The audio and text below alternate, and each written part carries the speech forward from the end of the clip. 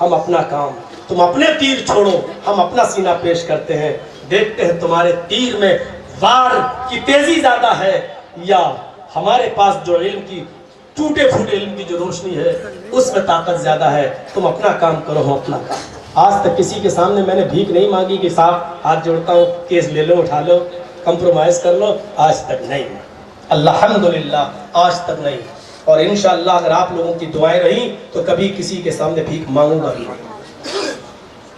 ہندوستان کے قانون پر مجھے اتنا بھروسہ ہے، لا پر اتنا بھروسہ ہے، تھوڑے دن ہم پریشان ضرور ہو سکتے ہیں لیکن اب تک جتنے بھی کیس میں ہم چھوٹے ہیں کورٹ سے ہی ہمیں باعزت بری کیا گیا ہے، باعزت بری، کوئی ثبوت نہیں ملا، بری۔ پریشانی ہوئی ہے، جیلوں میں گئے لیکن کورٹ نے کہا باعزت بری، اور یہی چیز ہمیں چاہیے۔ پرستاک پر غور کرو، پرستاک یہ ہے بھاگوت پران کا جملہ، پرستاک جب احمد آ جائے اور جو پہچان بتائیے اللہ کا نام لینے والا جب وہ آ جائے اسی کی کٹیا میں چلے جانا، پرستاک کا مطلب دیکھیں، پرستاک اسی کی کٹیا میں چلے جانا، اسی کے گھر میں چلے جانا، یعنی وہ جو دھرم لے کر آئے، جو شکشا لے کر آئے اسی کو گرہن کر لینا، اسی کو اپنا لینا۔ آگے والا جملہ ینیایا، سورگ میں جانے کا، پیراڈائز میں جانے کا، جنت میں جانے کا احمد کے راستے کے علاوہ کوئی دوسرا راستہ نہیں ہے۔ یہ کون کہہ رہا ہے؟ بھاگوت پران۔ ویدا ہمیت پرشے مہانیمادتو ورو تپس پرستات ینیایا، احمد جنم لیں گے، پرش ہوں گے، ان سے بڑا کوئی پرش نہیں ہوگا، مہان پرش ہوں گے، ان کے برابر کوئی دوسرا نہیں ہوگا، ورن تپس ایشور اللہ کا بہت زیادہ نام لینے والے ہوں گے۔ پرستاد جب وہ آ جائیں تو انہی کی کٹیا میں چلے جانا، انہی کی کٹیا میں داخل ہو جانا۔ ینی آیا، احمد کے راستے کے علاوہ پیراڈائز میں، جنت میں جانے کا کوئی راستہ نہیں ہوگا۔ من اطاعنی دخل الجنہ، جو میری اطاعت کرے گا، میرے بتائے ہوئے راستے پہ چلے گا، وہ جنت میں داخل ہوگا۔ ومن عصانی فقد ابا، اور جس نے میری نافرمانی کی، اس نے میرا انکار کر دیا، وہ مجھے مانتا ہی نہیں ہے، تو جنت میں کیا جائے گا؟ کتنا صاف لفظوں میں کہا احمد۔ محمد تو اتنا آیا ہے کہ ہم کسی بھی ہندو پنڈت کے ساتھ جوا کھیلنے کے لیے بھی تیار ہیں، 5 لاکھ 10 لاکھ 20 لاکھ 50 لاکھ جتنے کی شرط رکھنے کے لیے تیار ہیں، جبکہ ناجائز ہے۔ آپ کہو مولانا صاحب ناجائز ہے، یہ میرا ذاتی معاملہ ہے، اس کو علم پر دوش مت دینا۔ حقانیت، وہ چاہے پیسے کو ہم قوم پر خرچ کر دیں یا اسی کو دے دیں، وہ ایک الگ بات ہے، لیکن سچائی کے لیے ہم یہ شرط لگانے کے لیے تیار ہیں۔ محمد تو نام اتنا آیا ہے کہ خود جن کو ہم آسمانی کتابیں مانتے ہیں، تورات زبور انجیل، اس میں بھی اتنا نام نہیں آیا ہے محمد رسول اللہ کا جتنا ویدوں میں آیا ہے۔ اگیان ہیتو کرت موہ مد، جب ملا کر پڑھیں گے تو اس کا اچارن یہ ہوگا، تلفظ پروننسیشن یہ ہوگا، اگیان ہیتو کرت موہ مدان دھکارم ناشم ودھایم، جب ملائیں گے تو یہ پڑھیں گے، اور رکیں گے تو یہ اگیان ہیتو کرت موہ مد اندھکارم ناشم ودھایم ہتدو دیت وویکا، لیکن جب ملا کر ایک سانس میں پڑھیں گے تو یہ ہوگا اگیان ہیتو کرت موہ مدان دھکارم ناشم ودھایم ہتدو دیت وویکا۔ اگیان، بہت زیادہ جہالت ہوگی اس واتاورن میں، اس ماحول میں بہت زیادہ اگیان، جہالت ہوگی اس جاہلی ماحول میں، اس جہالت تاریکی کے ماحول میں۔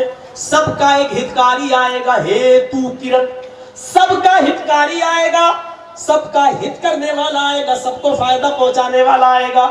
جیسے سورج ہندو کا، مسلمان کا سکہ اور عیسائی کا نہیں ہوتا ہے، وہ سب کے لیے ہوتا ہے۔ جیسے چاند سب کے لیے ہوتا ہے، جیسے بارش سب کے لیے ہوتی ہے، ایسے ہی وہ سب کے لیے ہوگا، سب کے لیے ہوگا، وہ کسی کے لیے خاص نہیں ہوگا، وہ صرف مسلمانوں کا نہیں ہوگا، وہ سب کا ہتکاری ہوگا۔ اگیانتا ہوگی، جہالت ہوگی، اس ماحول میں سب کا ہتکاری آئے گا، نام محمد، اس کا نام محمد ہوگا۔ اس کا نام محمد ہوگا، اس کا نام محمد ہوگا۔ اندھکارم ناشم، اس کے آنے کے بعد سارا اندھیرا ناش ہو جائے گا، اس کے آنے کے بعد اندھیرا مٹ جائے گا، اس کے آنے کے بعد اندھیرا سماپت ہو جائے گا۔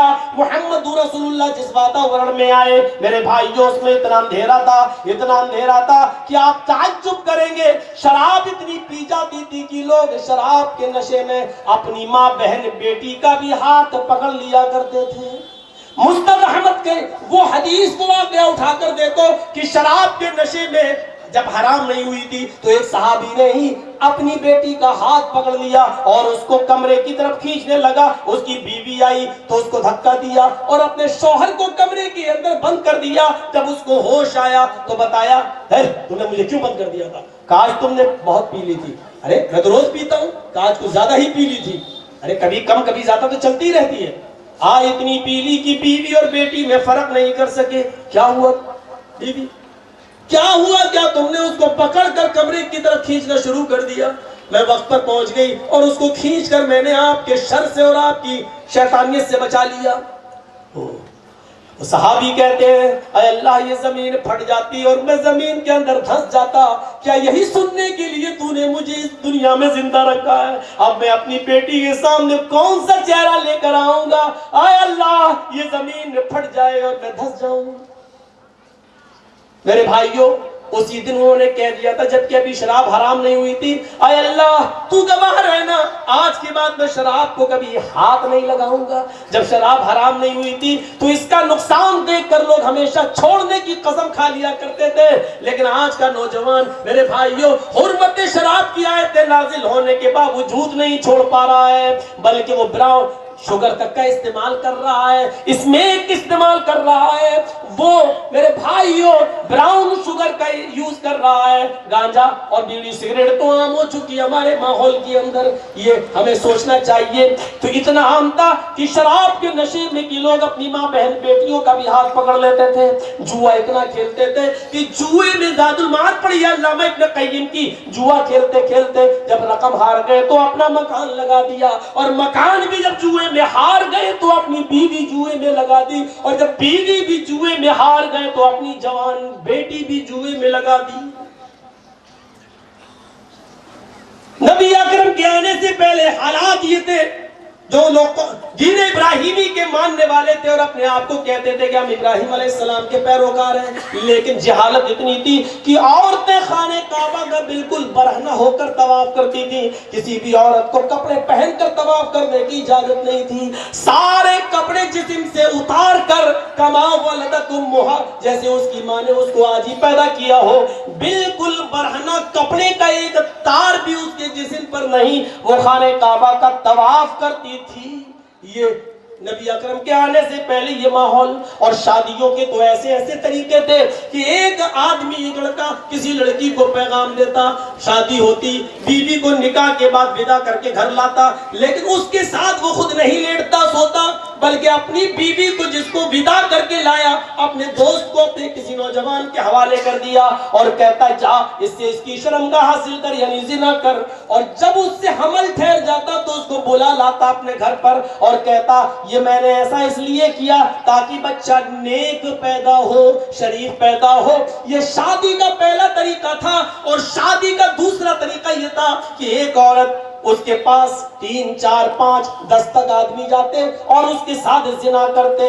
جب 9 10 مہینے کے بعد بچہ پیدا ہوتا تو وہ ان سب کو بلاتی جتنے لوگ اس سے ملے تھے، چاہے 4 ملے ہو 10 ملے ہو، جتنے ملے وہ سب کو بلاتی۔ بچہ پیدا ہو چکا ہے، اب وہ کہتی تم لوگوں کا جو معاملہ ہے وہ تو جانتے ہی ہو، اب میری ولادت ہوئی ہے، بچہ ہوا ہے۔ اب بچے کو اٹھاتی اور ان 10 لوگوں میں سے جس کی گود میں رکھنا چاہتی رکھ دیتی۔ یہ جس کی گود میں بچہ رکھتی تھی یہ اسی کا بچہ مانا جاتا تھا، اور یہ اس کی بیوی مان لی جاتی تھی، وہ اس کا پتی مان لیا جاتا تھا۔ شادی کا یہ دوسرا طریقہ تھا، اور ایک طریقہ شادی کا یہ تھا کہ کچھ عورتیں اپنے گھروں میں ہری جھنڈیاں لگا لیتی تھیں، جو عام طور پر طوائف کہلاتی ہیں ہمارے معاشرے میں، لیکن وہاں وہ ہری جھنڈیاں لگا لیتی تھی۔ اس کا مطلب یہ ہوتا تھا کہ جب تک میرے بچہ پیدا نہ ہو جتنے لوگ میرے پاس آنا چاہیں آ جائیں، وہ کسی بھی آنے والے کو منع نہیں کرتی تھی۔ پورے 9 مہینے تک جتنے بھی لوگ اس کے پاس جاتے وہ جاتی، وہ کسی کو منع نہیں کرتی۔ 9 مہینے کے بعد جب بچہ پیدا ہوتا تو وہ سب کو بلاتی، اور کعبہ سے، خانہ کعبہ سے قیافہ شناس کو بلایا جاتا تھا۔ خانہ کعبہ سے جو اس وقت ان لوگوں کے ہاتھ میں تھا، قیافہ شناس کو بلایا جاتا تھا۔ وہ اس بچے کو اٹھاتا اور ان تمام لوگوں میں اس کی شکل دیکھتا کس سے زیادہ مل رہی ہے، پھر وہ اپنے حساب سے اس بچے کو جس کی گود میں رکھ دیتا وہ اسی کا بیٹا مان لیا جاتا، اور یہ اس کی بیوی، یہ اس کا شوہر مان لیا جاتا۔ اتنی جہالت تھی عرب سوسائٹی کے اندر میرے بھائیوں۔ کسی کی طرف اشارہ کیا کہ ان کے آنے سے پہلے اندھیرا ہو، اگیان، جہالت ہوگی، پھر وہ سب کا ہتکاری اس دھرتی پر آئے گا، نام اس کا محمد ہوگا، ان کے آنے کے بعد اندھیرا ناش ہو جائے گا۔ پھر محمد رسول اللہ صلی اللہ علیہ وسلم کے آنے کے بعد اندھیرا ایسا مٹا، ایسا مٹا، ایسا مٹا کہ شراب نالیوں میں بہا دی گئی۔ انسائکلوپیڈیا اور برٹانیکا پڑھیے، ایک کرسچن رائٹر لکھتا ہے مدینہ میں جب حرمت شراب کی آیتیں نازل ہوتی ہیں، انما الخمر والمیسر والانصاب والازلام رجس من عمل الشیطان، جب یہ آیت نازل ہوئی تو مدینہ کی نالیوں میں ایسا لگ رہا تھا جیسے پانی کا سیلاب آ گیا ہو۔ اتنی جلدی کسی حاکم وقت اور کسی بھی حکمراں کی آواز پر لبیک نہیں کہا گیا جتنی جلدی آواز پر محمد رسول اللہ کی آواز پر لبیک کہا گیا۔ لوگوں نے یہ اعلان سنا، جس کے ہونٹ پہ شراب تھی اس نے وہی بوتل پھوڑ دی، جس کے گھڑے اور مٹکوں میں شراب بھری ہوئی تھی انہوں نے لات مار کے ان مٹکے پھوڑ دیے، جن کے ڈرموں میں شراب رکھی ہوئی تھی انہوں نے ڈرم الٹ دیے۔ طاعت و فرما برداری کا جو جذبہ ان لوگوں نے دکھایا وہ اس کی مثال نہیں ملتی ہے۔ کہ عیسائی رائٹر نے لکھا ہے کہ جتنی جلدی محمد رسول اللہ کی آواز پر لبیک آ گیا، آج تک دیکھنے کو نہیں ملا کسی بھی حاکم وقت کی آواز پر اتنی جلدی کسی نے لبیک کہا۔ تو یہ تھا عرب کا ماحول۔ اندھکارم ناشم، اندھیرے کو ناش کر دے گا، ودھایم ہتدودیتے، سب کا ہتکاری بن کر آئے گا۔ اس میں کیا شک ہے کہ محمد رسول اللہ سب کے لیے تھے، کوئی کہہ نہیں سکتا کہ یہ میرے ہیں آپ کے نہیں ہیں۔ خود قرآن کریم نے کہا اور اللہ کے رسول نے کہا انی رسول اللہ الیکم، میں تم سب کی طرف اللہ کا رسول بنا کر بھیجا گیا ہوں، تم سب کی طرف میں اللہ کا پیغمبر بنا کر بھیجا گیا ہوں، تم سب کی طرف۔ جہاں محمد کا نام آیا، ایک نام اور دیکھیں، ادھر بھی محمد نہیں محمد آیا لیکن بگڑی ہوئی شکل۔ तस्मिन्नन्तरे मलेच्छ आचारण समन्वितः अथर्व श्रीमद् भागवत पुराण स्कंद 12 अध्याय 2 मंत्र नंबर 16।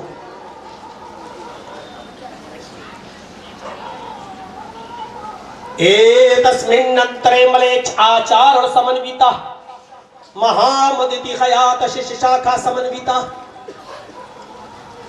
तस्मिन्नन्तरे मलेच्छ, यहाँ मलेच्छ से मुराद अनपढ़, अनपढ़ों में आचार्य एक गुरु आएंगे। बहुत जबरदस्त बात कही गई है। मैं समझता हूँ इतनी सी बात पर हमारे भाई इसी मंत्र को मान लें और इसी मंत्र पर अमल पैरा हो जाए, कहीं जाने की जरूरत ही नहीं है।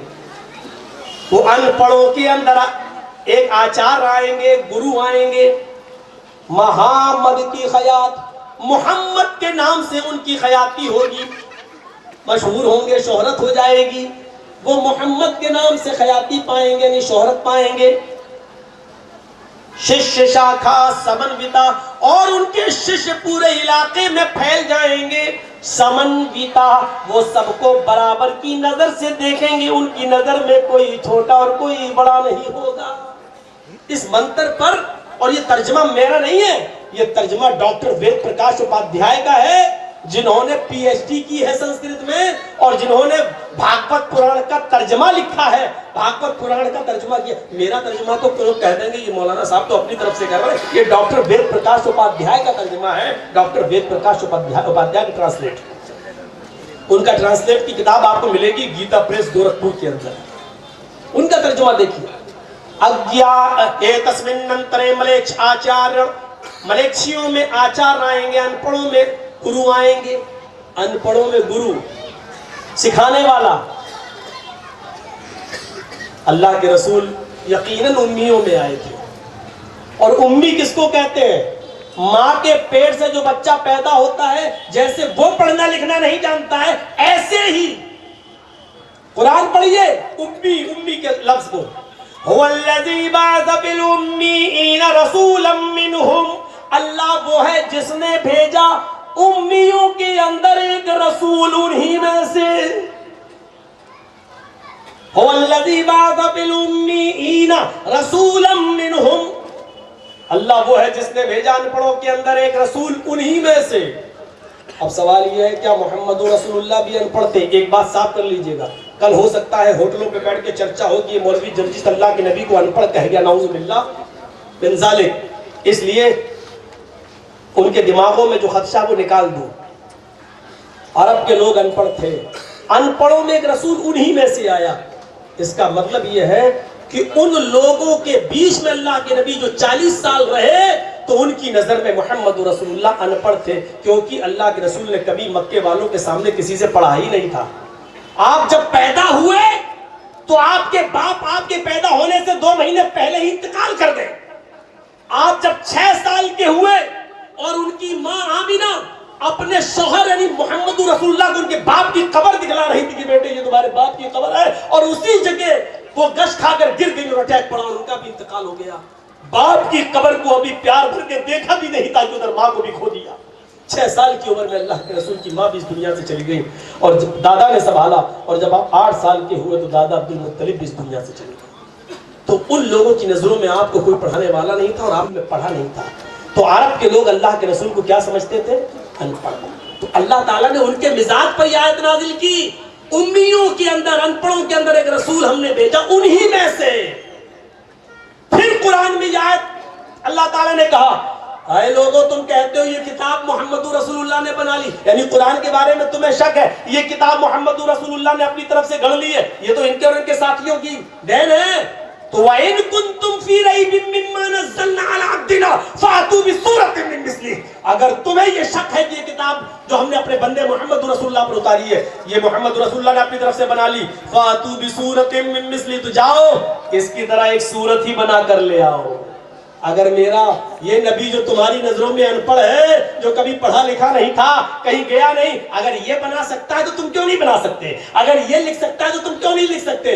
اگر میرا ایک ان پڑھ نبی جو تمہاری نظروں میں ان پڑھ ہے اگر یہ بنا سکتا ہے تو تم کیوں نہیں بنا سکتے؟ فَأْتُوا بِسُورَةٍ، علماء بیٹھے جانتے ہیں بِسُورَةٍ کہا نکرا، کوئی ایک سورت لاؤ. سورہ بقرہ کی طرح 2.5 پارے کی لمبی چوڑی سورت نہیں، اتنی بڑی سورت بنا کر لانے میں تو تمہاری نانی مر جائیں گی اور چھٹی کا دودھ تمہیں یاد آ جائے گا. چھوٹی سی سورت اِنَّا أَعْطَيْنَاكَ الْكَوْثَرَ فَصَلِّ لِرَبِّكَ وَانْحَرْ إِنَّ شَانِئَكَ هُوَ الْأَبْتَرُ، جاؤ اس جیسی سب سے چھوٹی سورت ہی کی طرح کوئی سورت لے آؤ. اور آگے کہا وَادْعُوا شُهَدَاءَکُمْ، اکیلے نہیں اپنے چیلے چپاٹوں کو بھی بلا لو، اپنے حمایتیوں کو بھی بلا لو، سب مل کر ایک سورت بنا لاؤ. نہیں لا سکتے. اب آپ کا خدشہ دور کروں، محمد رسول اللہ کو کوئی امی کہے، ان پڑھ کہے، تو اس کا معنی یہ ہوگا کہ اللہ کے رسول کو کسی انسان نے نہیں پڑھایا. آپ ان پڑھ تھے، اس کا مطلب یہ تھا کہ دنیا میں آپ نے کسی اسکول میں تعلیم حاصل نہیں کی، کوئی استاذ نہیں تھا نبی کا. لیکن اللہ کے رسول سے بڑھ کر کوئی عالم نہیں. میری بات سنیے، اللہ کے رسول سے بڑا کوئی عالم نہیں. جرجیس کہہ رہا ہے، لکھو میری بات. جب میں یہ کہوں تو اس کا مطلب یہ ہے کہ اللہ کے رسول کو پڑھانے والا اللہ رب العالمین ہے، اور جس کا استاذ اللہ ہو، جس کو پڑھانے والا اللہ ہو، تو جس کو پڑھایا گیا اس کے علم کی مضبوطی کا حال کیا ہوگا. اب سنیے، مولانا جرجیس کو ان کے استاذ نے کل کیا پڑھایا تھا آج مجھے پوری طریقے سے یاد نہیں. میں بھی کبھی کبھی اپنے گھر جاتا ہوں، کبھی پڑھاتا ہوں، کبھی آپ بھی پڑھاتے ہوں گے اپنے بچوں کو، یا ٹیچر ہے اسکول میں پڑھایا کچھ، کل یاد کر کے آنا سبق، ہاں ٹھیک ہے، اور بچہ دوسرے دن آدھا یاد کر گیا اور آدھا بھول گیا. یہ اس بات کی دلیل ہے کہ انسان کو جب کوئی چیز پڑھاتا ہے تو پڑھانے والا بھی بھول سکتا ہے کہ میں نے کل کیا پڑھایا تھا، اور جس کو پڑھایا گیا وہ بھی بھول سکتا ہے کہ آدھا یاد اور آدھا نہیں.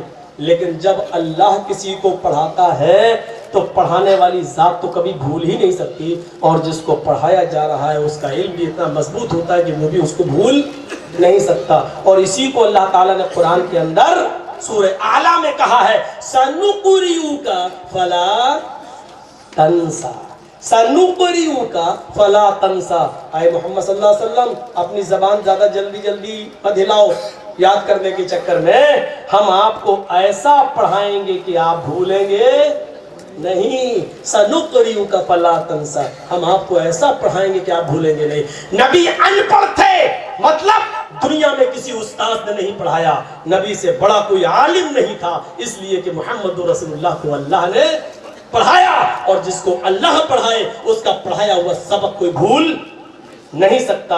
اس لیے محمد رسول اللہ نے جو ہمیں پڑھایا وہ آج بھی زندہ ہے اور قیامت کی صبح تک زندہ رہے گا، کہو انشاءاللہ۔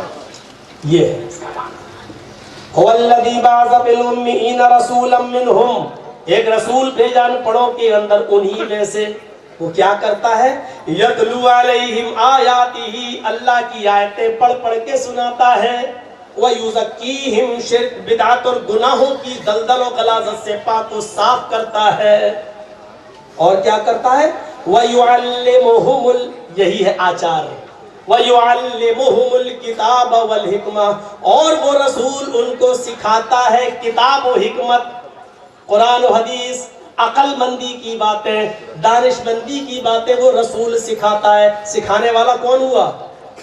استاذ۔ سکھانے والا کون ہوا؟ آچار۔ سکھانے والا کون ہوا؟ معلم۔ سکھانے والا کون ہوا؟ گرو۔ ان پڑھوں میں ملیچ آچارڑ، ان پڑھوں کے آچار آئیں گے، ان پڑھوں میں گرو آئیں گے، یہ ہے۔ اور اس گرو کا نام کیا ہے؟ محمد تی خیاطہ، ان کا نام محمد ہوگا، جو محمد کے نام سے شہرت پائیں گے، پرسدھ ہوں گے۔ ششیہ شاکھا، ان کی ششیہ بہت جلدی پھیل جائیں گے، بتانے کی ضرورت نہیں کہ جتنی جلدی اسلام پھیلا اور جتنی ترقی محمد رسول اللہ نے جتنی جلدی لوگوں کو اسلام کی طرف مائل کیا، اتنی کامیابی کسی کو نہیں ملی۔ حضرت ابراہیم علیہ السلام نے پوری زندگی اس دنیا میں لگا دی، اپنے وطن میں لگا دی، لیکن پوری زندگی میں ابراہیم، اسماعیل اور لوط علیہ السلام کے علاوہ کوئی چوتھا آدمی مسلمان نہیں ہوا، کوئی چوتھا نہیں۔ اسماعیل تو ان کے بیٹے تھے، سارہ اور ہاجرہ تو ان کی بیوی تھی، اور لوط ان کے بھتیجے تھے، ان کے علاوہ ایک آدمی بھی ان کے اوپر ایمان نہیں لایا۔ پوری زندگی پڑ جائے، اس لیے قرآن نے ابراہیم کو اکیلے پوری امت قرار دے دیا۔ اے ابراہیم تم اکیلے پوری امت ہو۔ حضرت نوح علیہ السلام نے 950 سال تبلیغ کی، تب ان کے اوپر جا کر 80 آدمی ایمان لا پائے۔ 950 سال کی مدت میں 40 مرد 40 عورتیں۔ میرے پیارے ساتھیوں، تاریخ پڑھیے تو آپ کو پتا چلتا جائے گا، جتنی ترقی اور جتنی کامیابی محمد رسول اللہ کو ملی، جتنی کامیابی محمد رسول اللہ کو ملی، اتنی کامیابی کسی کو نہیں ملی۔ اور اس کامیابی کا راز کیا تھا؟ مولانا جرجیز کی طرح 1.5-2 گھنٹے کی اسپیچ نہیں دی کبھی آپ نے، جلسوں کا دور تھوڑی تھا وہ، نہ جلسے ہوتے تھے۔ اللہ کے نبی صلی اللہ علیہ وسلم کا اپنی زندگی کا سب سے لمبا خطبہ اگر کوئی تھا تو وہ آخری خطبہ تھا، خطبہ حجۃ الوداع، جو آپ نے عرفات کے میدان کے اندر 1,44,000 صحابہ کے بیچ میں دیا تھا۔ مولوی جرجیز کی آواز یہ 1,500 2,000 5,000 10,000 کے مجمع میں بغیر مائک کے نہیں پہنچ سکتی ہے، لیکن 1,44,000 کے مجمع میں محمد رسول اللہ صلی اللہ علیہ وسلم بغیر لاؤڈ اسپیکر کے بول رہے ہیں۔ اور آپ نے اس موقع پر جو دستور العمل دیا تھا، زندگی گزارنے کے جو اصول بتائے تھے، وہ حدیث کی کتابوں میں آج بھی موجود ہیں، لیکن اس خطبے کو بھی اگر غور سے سنا جائے، پڑھا جائے اور دیکھا جائے تو وہ خطبہ بھی آج کے موجودہ ٹائم سے 15-20 منٹ سے زیادہ کا نہیں تھا۔ اسلام تقریروں سے نہیں پھیلا، اسلام کیسے پھیلا؟ وہ مہاتما گاندھی نے کہا تھا، کبھی ہم جیسے ملا مولویوں کو اپنے دور میں دیکھا تھا جو دعوت و تبلیغ کرتے تھے، جیسے ہم اپنے گھر سے نکلے اس دور میں بھی لوگ نکلتے تھے، تو انہوں نے کہا تھا اپنے گھروں سے نکل کر دعوت و تبلیغ جو کرتے ہو، ادھر ادھر جو جا رہے ہو، وہ کہتے میں منع نہیں کر رہا ہوں تمہیں، اور ہم بھی نہیں روک رہے ہیں کسی کو، لیکن آئے دعوت و تبلیغ کے لیے اپنا گھر مکان چھوڑنے والوں، تم گھر گھر جا کر لوگوں کو اس اسلام کی دعوت دیتے ہو, اپنے گھروں سے کھانا پانی بوریاں بستر لے کے جاتے ہو, میں نہیں روک رہا ہوں تمہیں کہ مت جاؤ, لیکن سنو, تم یہ نکل کر لوگوں کو اسلام کی دعوت دیتے ہو, تمہیں اس کی ضرورت ہی پیش نہیں آئے گی. کیوں؟ انہوں نے لکھا ہے مہاتما گاندھی نے, تم صرف اپنے اندر جناب محمد رسول اللہ کا کریکٹر اور آپ کا اخلاق اپنے اندر پیدا کر لو, غیر مسلم دنیا آپ کو دیکھ کر خود بخود اسلام قبول کرتی چلی جائے گی. صرف اخلاق پیدا کر لو میرے بھائیوں, یہ مہاتما گاندھی نے کہا.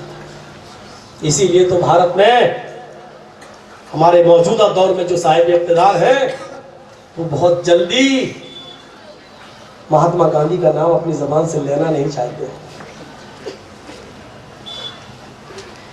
بہت جلدی گوڈسے کو آتنکوادی کہنے کے لیے ان کی زبان کھلتی نہیں ہے. ڈیبیٹ میں بار بار ان سے کہتا ہوں, میں بول رہا ہوں فلاں مردہ باد, چلو بول دیا, تم بولو بولو گوڈسے آتنکوادی, نہیں نکل رہی آواز. ان کی زبان کا اندر گھس جانا اس بات کی دلیل ہے کہ تم دل سے گوڈسے کو آتنکوادی نہیں مانتے. یہ چیز ہے سب سے. تو میرے پیارے ساتھیوں, یہ جن لوگوں نے جلسہ کرایا ہے نا, ان کو بھی بہت کچھ سننا پڑے گا. ارے کس مولانا کو بلا رہے ہو تم؟ ہو سکتا ہے سننا پڑا ہو. ارے کسی نے کہا انہیں نبھانا چاہیے, بہت دن پوری سب جگہ جا رہے ہیں یہاں, کچھ ایسے بھی ہوں گے, ارے وہ تو چلے جائیں گے, جیلوں میں ہمیں کہنا پڑے گا. ہیں ایسے لوگ, لیکن وہ بھی ہمارے بھائی ہیں, ہمیں ان سے کوئی شکوہ نہیں. کیونکہ اصل میں بات کیا ہے نا, ان کے ذہنوں میں جو بھر دیا گیا ہے وہی تو نکلے گا. وہی تو, جس بچے کو اے فور ایپل, الف سے اللہ, بے سے بسم اللہ اور تے سے ترازو پڑھاؤ گے تو بڑا ہو کر وہ یہی تو مائنڈ لے گا. لیکن کسی کو الف سے اللہ, بے سے بندوق, تے سے تلوار, سے ثواب, جیم سے جہاد, میم سے مارو, کاف سے قتل کرو پڑھاؤ گے تو وہ تو ظاہر بات ہے کہ وہ اپنے مائنڈ میں وہی لے گا, اپنے دماغ میں. تو میرے بھائیوں, آپ کے دماغ میں جو بھر دیا گیا ہے وہ یہ چیز ہے.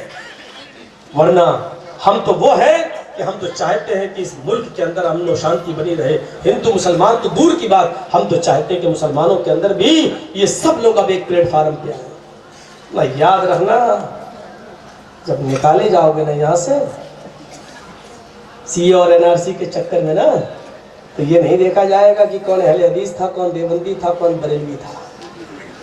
یہ نہیں دیکھا جائے گا. ٹوپی لگا, یہی بنگلہ دیش سے آیا, ہم ہی ہیں ایک ایسے, تیرے پیچھے میری نماز نہیں, میرے پیچھے تیری نماز نہیں, اب تو کافر, یہ کافر, وہ کافر. ایک ہم ہی ہے جو ہم ایک دوسرے کو مسلمان نہیں سمجھ رہے ہیں, اور ایک کافر ہی ہے جو ہمیں مسلمان سمجھ رہا ہے. سب کو ایک پلیٹ فارم, وہ ہمیں مسلمان سمجھ رہا ہے اور ہم آپس میں ایک دوسرے کو مسلمان سمجھنے کے لیے تیار. بہت بڑی ہماری بے وقوفی ہے اور ہماری جو ہے کم عقلی ہے. موہم محمد دی خیات شش شاخا, شاگرد پھیل جائیں گے. سمنویتا, سب کو برابر کی نظر سے دیکھیں گے. دنیا کی تاریخ اٹھا کر دیکھ لو, برابر کی نظر سے دیکھنے والے, برابر کی نظر سے دیکھنے والے محمد رسول اللہ سے بڑھ کر اس دنیا میں کوئی پیدا ہی نہیں ہوا. ڈاکٹر امبیڈکر نے جب پڑھا تھا محمد رسول اللہ کا کی مساوات اور برابری کی تعلیم, تو انہوں نے اسلام قبول کیا تھا. اسلام قبول, اور کہا تھا کہ میں اپنے 2000 ساتھیوں کے ساتھ, کہیں لکھا 20,000 لوگوں کے ساتھ میں اسلام قبول کر رہا ہوں. لیکن وہ بیچارے اسلام لانا ہی چاہتے تھے, لیکن وہاں مہاتما گاندھی جی نے ٹانگ اڑا دی. اسلام لا رہے ہو, شوق سے لاؤ, لیکن کون سے مسلمان بنو گے؟ بولے کیا مطلب؟ کہا کہ مسلمانوں میں بھی تو 4 فرقے بڑے بڑے ہیں, حنفی, شافعی, مالکی, حنبلی, اور پھر ان میں بھی بہت اور بھی گروہ, ایک اہل حدیث ہے, ایک دیوبندی ہے, ایک بریلوی ہے, شیعہ ہے, قدریہ, چشتیہ, رضویہ. انہوں نے تو سب یاد تھے ان کو, مہاتما گاندھی کو, انہوں نے تو 72 فرقوں کے نام گنا دیے. یہ رہے اتنے کیا قرآن پڑھا تو سمجھ میں آ گیا. اب ہمیں ان میں سب سے اچھا کون ہے اس کو پڑھنے کے لیے تو ہماری پوری زندگی چلی جائے گی. بھائی چلو ہم نے تو پڑھ لیا قرآن, ہم سمجھ گئے کہ اسلام اچھا, لیکن اب ہم کیا کریں؟ ہم کیا کریں؟ اب ان میں وہ کہے گا یہ اچھا, وہ کہے گا یہ اچھا, وہ کہے گا یہ اچھا, تو اب 72 کو پڑھوں پہلے میں, اور ایک کو اگر پڑھنے کے لیے 1 سال بھی میں نے لگائی تو 72 کو پڑھنے کے لیے 72 سال لگانا پڑے گی، اتنی تو ہماری زندگی بھی نہیں ہے۔ تو انہوں نے کہا کہ ہم اسلام کو بھی چھوڑ رہے ہیں، طلاق دے رہے ہیں۔ پھر وہ وہیں چلے گئے، وہ اسلام لا چکے تھے، سمجھ لو قرآن پڑھا تو سمجھ میں آ گیا، فرقے بازی جب ان کے سامنے رکھی گئی تو انہوں نے انکار کر دیا۔ یہ ہے ہمارا کتنا بڑا نقصان ہمارا۔ مہاتما گاندھی نے جبکہ یہ کہا تھا کہ سمانتا سب سے زیادہ، امبیڈکر نے اسی سمانتا کو دیکھا تھا۔ اب غور کرو میرے پیارے ساتھیوں، وہ جنگ بدر جس میں 70 کافر مارے گئے اور 70 ہی قید کیے گئے، صحابہ سے مشورہ کیا ان قیدیوں کے ساتھ کیا کروں، ان کے پیروں میں بیڑیاں ڈال دی گئیں، ہاتھوں میں ہتکڑیاں ڈال دی گئیں، جیل خانے تو پہلے بنے ہوئے نہیں تھے، تو صحابہ نے کہا ان کو ایک میدان میں ڈال دو، ٹھیک ہے ڈال دیا گیا، کیا کروں، کسی نے کہا سب کو قتل کر دو، اور حضرت عمر فاروق کا تو مشورہ یہ تھا ایک کو بھی نہ چھوڑو، سب کو مار۔ بہت سے صحابہ نہ انہوں نے، کسی نے کہا ایک نے یہ بھی کہا، اللہ کے ابو بکر صدیق نے کہ اللہ کے رسول میرا مشورہ یہ کہ ان سب کو چھوڑ دیا جائے، تو آپ نے کہا یہ مشورہ مجھے بھی پسند ہے، رحمت تو بن کر آئی تھی، اسی مشورے کا انتظار تھا، سنا تو ٹھیک ہے، لیکن ایسا کچھ جرمانہ لگایا جائے ان کے اوپر کہ ان کو یاد بھی رہے، اور ایسا ہوتا ہے میرے بھائیوں، جرمانہ لگایا جاتا ہے تاکہ آئندہ کوئی یہ غلط کام نہ کرے۔ تو آپ نے ایک متعینہ جو ہے مال رکھ دیا، رشتہ داروں کو اعلان کر دیا اتنا اتنا مال لاؤ اور اپنے رشتہ دار کو لے جاؤ۔ لوگ مال لاتے گئے اور رشتہ دار لے جاتے گئے۔ 70 قیدیوں میں 69 قیدی چھوڑ دیے گئے۔ آسنسول والوں غور سے سننا، 70 قیدیوں میں 69 چھوڑ دیے گئے، سب کے مال دے دیا گیا اور لے گئے، ایک قیدی باقی بچا جس کے رشتہ داروں کے پاس مال نہیں تھا۔ جانتے ہو وہ قیدی کون تھا؟ اس قیدی کا نام تھا ابو العاص۔ جانتے ہو یہ ابو العاص کون تھے؟ یہ حضرت زینب کے شوہر تھے۔ کون زینب؟ محمد رسول اللہ کی سب سے بڑی بیٹی، آپ کے داماد۔ اللہ کے نبی نے کہا ابو العاص تمہارے گھر سے بھی جب تک مال نہیں آئے گا اتنا تب تک نہیں چھوڑا جائے گا، یہ مت سمجھنا کہ محمد رسول اللہ تمہارے سسر ہیں چھوڑ دیں گے۔ دھیرے دھیرے یہ خبر جب زینب کے کانوں میں گئی تو انہوں نے کہا کہ میرے گھر میں تو کچھ ہے ہی نہیں۔ ان کے گلے میں ایک ہار تھا، جب زینب کا نکاح ہو رہا تھا تو حضرت خدیجہ نے وہ ہار جو وہ پہنے ہوئی تھی وہ ہار اپنے گلے سے اتارا تھا اور زینب کو دے دیا تھا۔ اے زینب تیری ماں تو بوڑھی ہو چکی ہے، اب اس زیب و زینت کی ضرورت خدیجہ کو نہیں ہے، تجھے ہے۔ اے میری بیٹی میں اپنی یہ نشانی تجھے دے رہی ہوں۔ حضرت خدیجہ نے وہ ہار زینب کے گلے میں پہنایا تھا اور ودا کر دی تھی۔ وہ ہار محمد رسول اللہ صلی اللہ علیہ وسلم نے بہت دنوں تک، کئی سالوں تک آپ نے خدیجہ کے گلے میں دیکھا تھا، اور نکاح کے موقع پر وہ ہار جب اتارا خدیجہ نے تو آپ کی آنکھوں کے سامنے زینب کو پہنایا گیا، وہ بھی آپ نے دیکھا۔ حضرت زینب نے ایک ہینڈ کرچیف لیا، ایک رومال لیا اور وہ ہار اتارا اپنے گلے کا اور وہ رومال کے اندر رکھ کر باندھ دیا اور اپنے دیور سے کہا، ابو العاص کے چھوٹے بھائی سے، اپنے دیور سے، یہ رومال میرے ابو کو دے دینا اور کہہ دینا کہ آپ کی بیٹی نے دیا ہے اور ان کے پاس اس مال کے علاوہ کچھ بھی نہیں ہے، اگر اس کے عوض وہ میرے شوہر کو چھوڑنا چاہیں تو چھوڑ دیں۔ ان کا دیور وہ ہار لے کر جب پہنچا تو آپ نے کہا، زینب کے دیور ابو العاص کے بھائی کیا لائے ہو؟ کہا آپ کی بیٹی نے یہ دیا ہے۔ کہا اس میں کیا ہے؟ خود ہی دیکھ لیجئے۔ کہا ادھر لاؤ۔ جیسی رومال کھولا اور وہ ہار پہ نظر پڑی جو کبھی 30 سال پہلے خدیجہ کے گلے میں دیکھتے تھے تو آپ کے آنکھوں سے آنسوؤں کا سمندر بہنے لگا، مرغے بسمل کی طرح تڑپنے لگے، اور کہا نہیں زینب، یہ تو نے اچھا نہیں کیا، اپنی ماں کی نشانی دے کر تو نے اچھا۔ شورا بلائی صحابہ کو، بیٹھو، میری بیٹی نے یہ ہار دیا ہے کہ اس کے بدلے میں چھوڑنا چاہو تو چھوڑ دو۔ میں اس ہار کے بدلے میں نہیں چھوڑ سکتا، میں یہ ہار نہیں لے سکتا، یہ میری بیوی خدیجہ کی نشانی ہے، نہیں لے سکتا۔ اگر تمہارا مشورہ ہو سب کا، دیکھیے مجھے آپ نے مالک بنایا ہے لیکن میں بغیر مشورے کے کچھ نہیں کروں گا، شورا بلائی۔ اگر تمہارا مشورہ ہو تو میں زینب کے شوہر ابو العاص کو ایسے ہی چھوڑ دوں، کیونکہ اس کے پاس واقعی کچھ نہیں ہے۔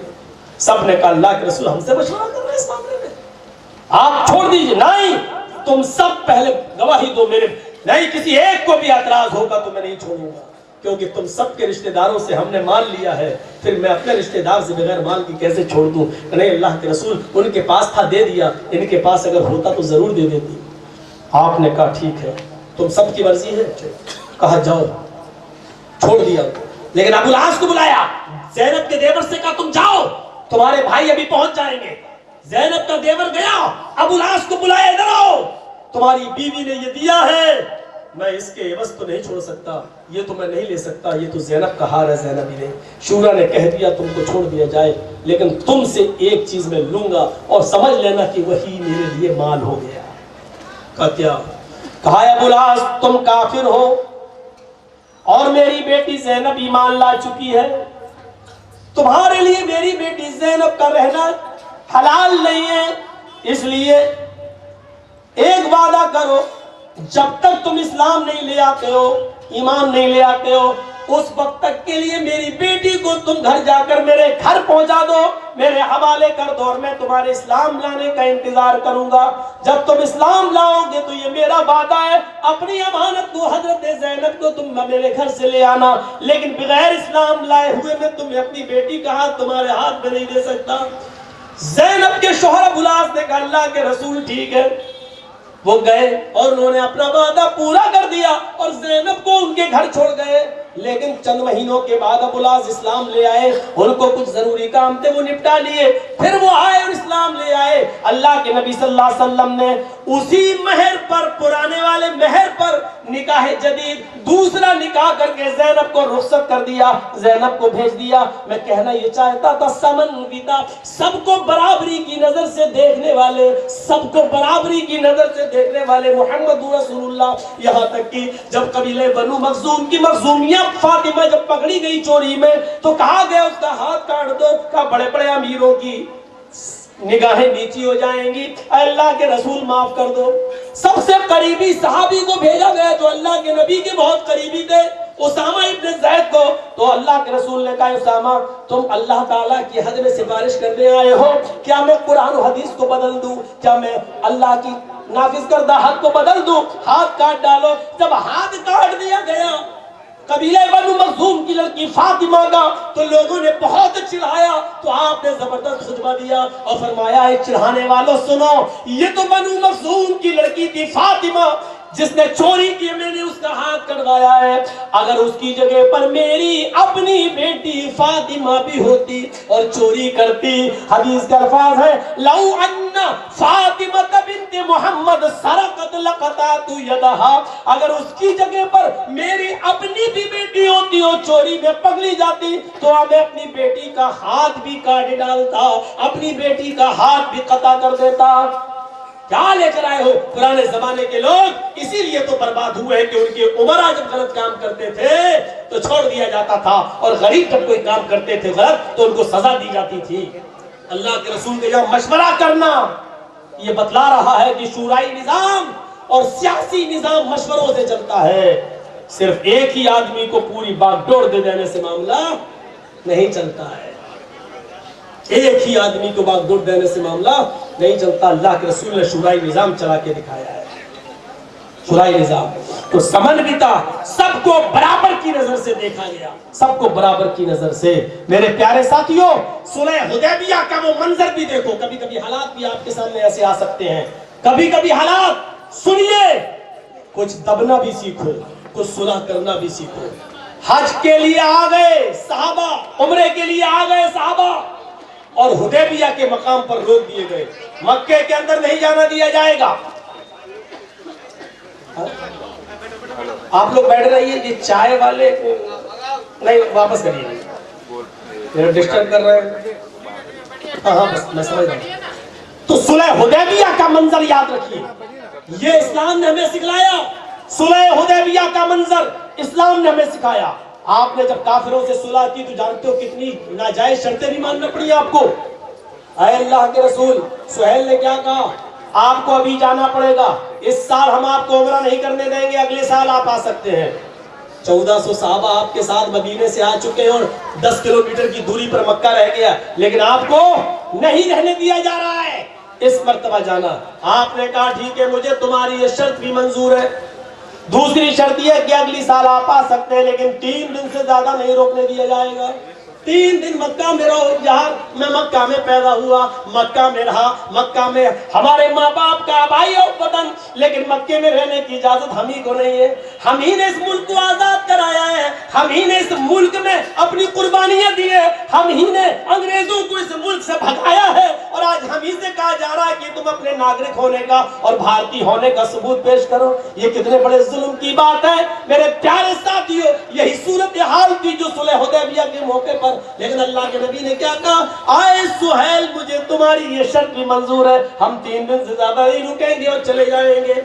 ہاں آپ کے آدمی تلوار لے کر آئیں گے, لیکن تلوار میان میں ہوگی, باہر نہیں ہوگی. اللہ کے نبی نے فرمایا چلو ہم لڑنے کے لیے آئیں گے ہی نہیں, اس لیے تلوار لے کے آئیں گے, میان میں رہے گی, اور ہمارے آدمیوں کی تلوار کھلی ہوئی ہوگی. آپ نے کہا ٹھیک ہے, ہم لڑنے کے ارادے سے آئیں گے ہی نہیں. ساری باتوں کی صفائی میں آپ یہی کہتے رہے ٹھیک ہے ہمیں منظور ہے. اب ایک اور شرط یہ ہے کہ میرا کوئی آدمی جو پہلے سے مکے میں مقیم ہے مسلمان, اگر یہ مدینے پہنچے گا تو آپ کو میرے حوالے کرنا ہوگا. جو مسلمان مکے میں پہلے سے مقیم ہے, اگر یہ مدینہ چلا گیا تو آپ کو میرے حوالے کرنا ہوگا, اور آپ کا آدمی اگر میرے پاس آ جائے گا یعنی مکے میں تو ہم اس کو واپس نہیں کریں گے. تو اللہ کے نبی نے کہا چلو مجھے تمہاری یہ شرط بھی منظور ہے, مجھے تمہاری یہ شرط بھی منظور ہے. یہ ساری شرطیں ہو گئی, ساری شرطیں. تو حضرت عمر فاروق نے کہا اے اللہ کے رسول, ایک سوال کا جواب مجھے دے دیجئے. کیا؟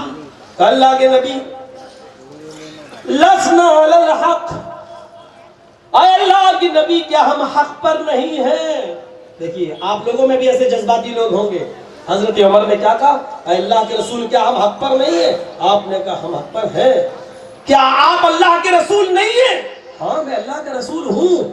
تو پھر اتنا دب کر ہم سمجھوتا کیوں کرے, اتنا دب کر ہم کیوں رہے؟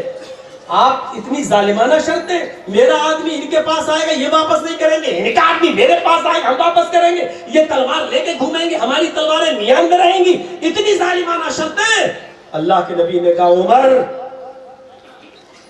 مصلحت کا تقاضا یہی ہے, اس وقت جو میں فیصلہ لے رہا ہوں میری دور اندیش نگاہیں دیکھ رہی ہیں, اسی میں بھلائی جو میں کر رہا ہوں نبی کے آگے کس کی چل سکتی ہے. حضرت عمر فاروق تو کہہ رہے تھے اللہ کے رسول اشارہ کیجئے, ہم 1400 ہے, 14,000 پہ بھاری بیٹھیں گے, حکم دیجئے, ماریں گے یا مر جائیں گے, ماریں گے تو غازی, مر جائیں گے تو شہادت, آپ اجازت دیجئے. لیکن اللہ کے رسول نے منع کر دیا, سمجھوتا کرنا سیکھو. میں کسی پارٹی کا پچھلکو غلام نہیں ہوں, لیکن بنگال والوں اس وقت تمہارے اوپر پورے ہندوستان کی نظریں لگی ہوئی ہیں, سمجھوتا کرنا سیکھو. ہم جیسے لوگوں سے پوچھو اتر پردیش میں رہتے ہیں, آج یہ حال ہے کہ ہم اٹاوا میں جہاں کے ہم رہنے والے ادھر بھی جلسہ نہیں کرا سکتے ہیں. جس روڈ پر اور جس میدان میں ہم پروگرام کراتے تھے ہر سال, آج وہاں ہمیں پرمیشن نہیں ملتی ہے. اندازہ لگا سکتے ہیں آپ, غور کیجئے. یہ وقت کے تناظر میں یہ بات ہمیں کہنا اس لیے کہ ہمیں بنگال میں پروگرام کے لیے بہت بلایا جاتا ہے, وہ دن ہمیں نہ دیکھنا پڑے گا, اس لیے کہنا پڑتا ہے یہ سمجھوتے کرنا سیکھو. سمجھوتے مصلحت کے تناظر میں نہیں جانتا کون کیا ہے, لیکن اس وقت یہ دیکھو کہ آپ کا بٹوارا, آپ کا اختلاف, آپ کے ووٹوں کا بٹوارا اس بنگال کی دھرتی پر ایسی ٹیم اور ایسی پارٹی کو لانے پر مجبور کر دے گا میرے بھائیوں, کہ جو اس بنگال کو گجرات بنانے کا خواب دیکھ رہی ہے, اور وہ کہہ بھی چکے ہیں کہ ہم بنگال کو گجرات بنانا چاہتے ہیں. یہ آپ کا اتحاد, آپ کا اتفاق और पूरे हिंदुस्तान की नजरें आपके ऊपर, पूरे हिंदुस्तान की। मैं जानता हूं कि हमारे लिए कौन अच्छा कौन नहीं, आप हमसे अच्छा बेहतर समझते हैं। इस वक्त सूरत हाल ये है कि जैसे मौलाना जर्जीज की बीवी को डिलीवरी हो रही हो, आपकी बीवी की डिलीवरी हो रही हो और डॉक्टर ने ये कह दिया हो कि ऑपरेशन होगा, और ऑपरेशन के वक्त ये कह दिया हो कि माँ या बच्चे में से किसी एक को बचा सकता हूँ, बच्चा भी मुझे प्यारा है, माँ भी मुझे, बीवी भी प्यारी है, लेकिन डॉक्टर ने कहा जल्दी बताओ, सिग्नेचर करो, बीवी या बच्चे में से मैं किसी एक को बचा सकता हूँ। उस वक्त अक्लमंदी का तकाजा ये है कि देर किए बिना डॉक्टर को ये लिख दे कि माँ को बचा लो, बच्चे की जान जा रही तो चली जाने दो, बच्चे बाद में और भी हो जाएंगे, लेकिन बीवी जिसकी बेटी है वो बेचारा कैसे बर्दाश्त करेगा बाप और उसकी माँ पर। तो उस अक्लमंदी का तकाजा ये है कि बेटे माँ को बचाने के लिए अगर बच्चे की कुर्बानी देना पड़ रही है तो दे दो, छोटा नुकसान अगर तुम्हारा हो जाए तो कर दो, लेकिन बड़े नुकसान से अपने आप को बचा लो। यह मेरी एक मिसाल है और मैं आपको यही एक मशवरा देना चाहता हूँ। मैं किसी पार्टी का नाम नहीं लेना चाहता, अगर ले लूंगा तो कल इंडिया टीवी उसी को दिखाएगा। ये मेरे पीछे हाथ धोकर नहीं, हाथ धो के पड़ा हुआ है, हाथ धोकर पड़ा हुआ है। आप यकीन मानिए चैनल वाले ने मुझे बुलाया डिबेट के लिए, आप आइए। मैं बड़ा खुश हुआ कि आज हमें वेदों के मंत्र पढ़ के साबित करना पड़ेगा। जो भी पंडित मेरे मुकाबले में बैठेगा बोलूंगा पढ़ ये मंत्र, सुना गायत्री मंत्र। मैंने सोचा था कि मैं बोलूंगा और देखूंगा कि कितना बड़ा वो हिंदू है और कितना बड़ा वो राम भक्त है। मैंने कहा बुलाओ बीजेपी के नेता को, आरएसएस को, मैं भी देखता हूँ तो कितने मंत्र याद है। मैं बड़ा खुश था, बुलाया गया, मैं चैनल वाले का नाम नहीं लूंगा, बुलाया गया और जैसे स्टूडियो में पहुंचा तो उन लोगों ने सवाल जवाब की पूरी लिस्ट दे दी मुझे। मैंने कहा ये क्या है? कहा ये आपके सवाल हैं मेरे और ये आपको जवाब देना होगा। मैंने क्या कहा? ये आपको जवाब देना पड़ेगा। मैंने कहा सवाल भी तुम्हारे जवाब भी तुम्हारे। मैंने कहा मेरा फायदा? बोला आपको 10,000 रुपए दे देंगे। मैंने वहीं फाड़ दिया। मैंने कहा सुनो सवाल तो आपके सही है, बहुत सख्त है मुझे मालूम है, पढ़ लिया, लेकिन जवाब मैं अपनी मर्जी से दूंगा। बोले नहीं साहब ये नहीं चलेगा, जवाब आपको वो देना पड़ेगा। मैंने कहा कि रखिए अपने पास। तो मैंने कहा और यहाँ जितने मौलाना आते हैं, कहने लगे सबको जवाब दे दिए जाते हैं। अब आप सुन लीजिए, जितने भी ये मुसलमानों के रहबर और कायद बन के जा रहे हैं, रब्बे काबा की कसम बिके हुए हैं, रब्बे काबा की कसम बिके हुए हैं। न्यूज चैनल वालों सुन लो, मौलाना जर्जीज का ऐलान, ये तुम्हारे डाली हुई हड्डियों पर पलने वाले मौलवी तो हो सकते हैं, मुसलमानों के रहबर और रहनुमा नहीं। ये मुस्लिम कौम के तर्जमान नहीं है, इनके सामने तुम हड्डियां डालते रहो। मौलवी जर्जीज को खरीदने के लिए कलेजा चाहिए, मौलवी जर्जीज को खरीदने के लिए दिल चाहिए। तुम्हारे सवाल और तुम्हारे जवाब मौलवी जर्जीज के पैरों में पहने हुए जूते के तलवे के नीचे नहीं मानता है, नहीं खरीद सकते हो तुम। मेरे भाइयों मुझे ट्रेन पकड़नी है, 11 बज चुके हैं। इत्तेफाक और इत्तेहाद का संदेश देकर मैं जा रहा हूं।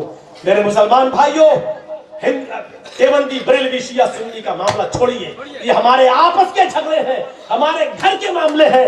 एक बाप की हम औलाद है, ये घर में हम निबट लेंगे, ये घर में हम बैठ के निबट लेंगे। इन मामले को छोड़िए और एक प्लेटफॉर्म पे आइए और फिरका परस्तों को मुंह तोड़ जवाब दीजिए और इनको साबित कीजिए कि इस देश के सच्चे रखवाले हम हैं। तुम बहरूपियों हो, तुम देश के गद्दार हो, एक एक करके देश की चीजों को बेचने वाले हो, पूरे देश को गिरवी रख रहे हो। तुमने स्टेशनों को बेच दिया है, तुमने हवाई अड्डों को बेच दिया है, तुमने कंपनियों को बेच दिया है। तुम देश के दुश्मन हो और इंशाअल्लाह भारत का एक एक मुसलमान देश को गिरवी नहीं रहने देगा। ये देश तुमसे ज्यादा हमारा है, इस देश से तुमसे ज्यादा हम मोहब्बत करते हैं। तुम बहरूपियों को इस देश में हम नहीं रहने देंगे। ये देश हमारा है, तुमसे ज्यादा हमारा है, तुमसे ज्यादा कुर्बानियां हमने देकर अपना खून बहाकर इस देश को आजाद कराया है। तुम इस देश की चीजों को नहीं बेचने देंगे। तुम गद्दार हो इस देश के। बंगाल वालों, ऐसा तमाचा मारो इन देश के गद्दारों والوں کو کہ اس کی آواز پوری دنیا میں جائے کہ یہاں سب لوگ ایک پلیٹ فارم پہ قائم ہیں. اللہ تعالیٰ ہم سب کو ایک پلیٹ فارم پہ قائم فرمائے. ہمیں ہم کی زندگی بریلی فرقے بندی سے نکال کر ایک پلیٹ فارم پہ ہمیں قائم فرمائے. یہ ہمارے گھر کے جھگڑے ہم لوگ بیٹھ کے نپٹا لیں گے. اس کو کافروں کی عدالت میں مت لے جاؤ. جس کو پیشاب کر کے دھونے کی تمیز نہیں وہ ہمارے مسئلے حل کرے گا. وہ تین طلاق کے مسئلے حل کرے گا. وہ ہمارے آمین اور رفع الدین کے مسئلے حل کرے گا. جس کو پیشاب کیسے کیا جائے اس کی تمیز نہیں ہے وہ ہمارے مسئلوں کو حل کرے گا. ہم سے اس سے بڑی اور ہماری بے غیرتی کیا ہوگی کہ ہمارے دینی مسائل کافروں کی عدالتوں سے حل ہو رہے ہیں. میرے بھائیوں یہ ہمارے اپنے گھر کے جھگڑے ہیں. ہم چند مولانا بیٹھ کے خود اس کو نپٹا لیں گے انشاءاللہ. آپ ایک رہیے اور ایک پلیٹ فارم پہ آئیے. ہم اللہ سے دعا کرتے ہیں کہ بارے الہ ہماری قوم کے اندر اتفاق اتحاد پیدا فرما دے اور اللہ ہمیں ووٹ کے کٹنے سے محفوظ فرما کر ہمارا ووٹ ایک جہتی کے ساتھ ایک جگہ جائے. میں نہیں کہہ رہا ہوں کہاں جائے, ایک جہتی کے ساتھ جائے, ایک جگہ جائے اور ایک پلیٹ فارم پہ ہم لوگ رہیں. اللہ تعالیٰ سے دعا کرتے کہ بارے الہ جب تک تو ہمیں زندہ رکھ, اسلام پر زندہ رکھنا, جب ہمارا خاتمہ ہو تو ایمان پر ہمارا خاتمہ. آمین. اور بہت چھوٹی سی ایک ریکویسٹ, میں چاہتا تھا آپ سب سے میں ملوں لیکن میری ٹرین کا ٹائم ہے, اس لیے کوئی بھی آدمی سیلفی یا مسافہ کرنے کی کوشش نہ کرے. محبت دل سے ہوتی ہے. آپ ہمیں دعاؤں میں یاد رکھو, میں آپ کو دعاؤں میں یاد رکھوں گا.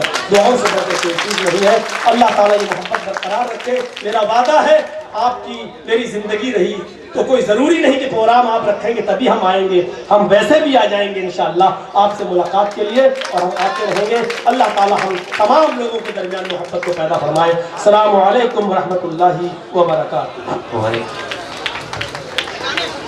جو دور دراز سے آئے ہوئے مہمان ہیں وہ اگر یہاں رکنا چاہتے ہیں تو ان کے لیے انتظام رکنے کا کیا گیا ہے.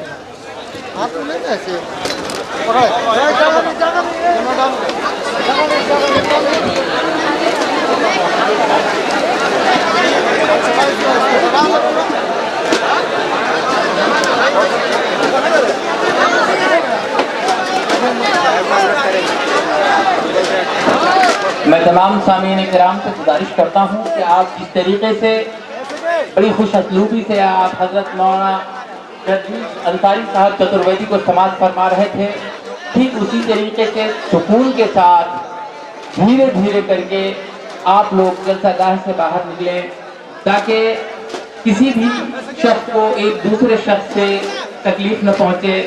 بڑی سہولت کے ساتھ, بڑی آسانی کے ساتھ آپ لوگ اپنے اپنے گھروں کی طرف کریں گے.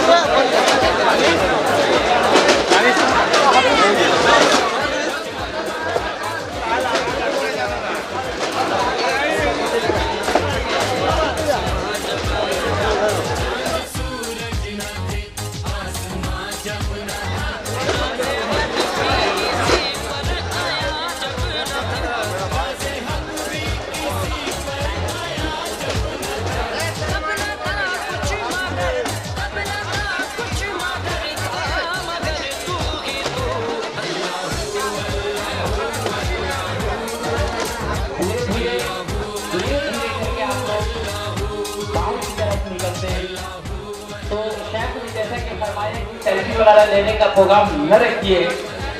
محبت دل سے ہوتی ہے. آپ ان کی باتوں کی قدر کرتے ہوئے اپنے پروگرامز کو کچھ کم کیجیے. آپ نے جس طریقے سے حضرت مولانا کی بات سنی, مولانا آپ نے ہیلو تمہانی صاحب نور حسن صاحب کہاں ہیں؟ وہ آ جائے, قریب آ جائے, ہمارے قریب آ جائے.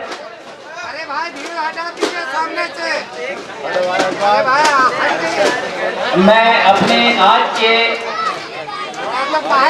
اتحاد ملت کانفرنس کے رضاکاروں سے گزارش کرتا ہوں کہ آپ لوگ بہت پیار سے جو لوگ محبت میں یہاں جمع ہیں ان لوگوں کو محبت سے جانے کے لیے کہیں.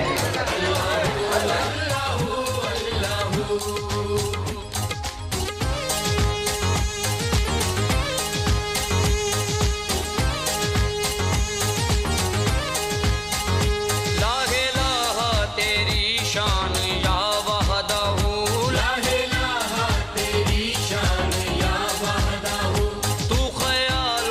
वर्चस्व